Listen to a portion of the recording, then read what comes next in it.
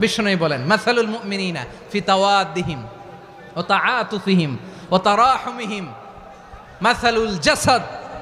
মুমিনের ভালোবাসা, সম্প্রীতি, ঔদার্যতা, এটার দৃষ্টান্ত কি? লাইক ওয়ান সিঙ্গেল বডি, একটা দেহের মতো সবাই। ইনিশতাকা মিনহু উদুন তাদাআ লাহু সাইরুল জাসাদি বিসাহরি ওয়াল হুম্মা। দেহের একটা অঙ্গ যদি ইনজুর্ড হয়, সারা দেহ যেমনি ব্যথা পায়, পেইন পায়, তেমনি গোটা বিশ্বের যেখানেই হোক মুসলিম আঘাত পেলে গোটা বিশ্বের সব মুসলিমের কলিজায় যে লাগে, ঠিক কিনা? আরেক বর্ণনায় বিশ্বনবী বলেন আল মুসলিমুনা কা রাজুলিন ওয়াহিদ ইয়ানি জাসাদিন ওয়াহিদ। পুরো মুসলিম হচ্ছে, উম্মাহ হচ্ছে এরকম এক দেহ। ইনিশতাকা আইনু ইশতাকা কুল্লু। চোখে ব্যথা লাগলে যেমনি সারাটা দেহ ব্যথা অনুভব করে, ইনিশতাকা রাসুহু ইশতাকা কুল্লু।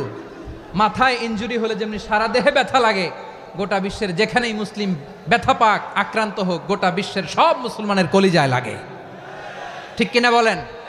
কি চোখে ব্যথা লাগলে, ইনজুরি হলে সারা দেহ সেই ব্যথা অনুভব করে, মাথায় ব্যথা হলে সারা দেহ সেই ব্যথা অনুভব করে কি করে না?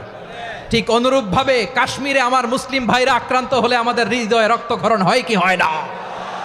ফিলিস্তিনে আমার ভাইদের উপর যখন বম্বিং হয় আমাদের চোখ বেয়ে দাঁড় দাঁড় করে পানি ঝরে কি ঝরে না? আমার রোহিঙ্গা মুসলিম ভাইরা যখন কাঁদে তাদের সাথে আমরাও কাঁদি কিনা? কেন কাঁদি? কারণ এক দেহ, আমরা এক উম্মাহ, এক উৎস থেকে এসেছি, আমরা এক দেহ। আমরা কি? এক দেহ, এক প্রাণ।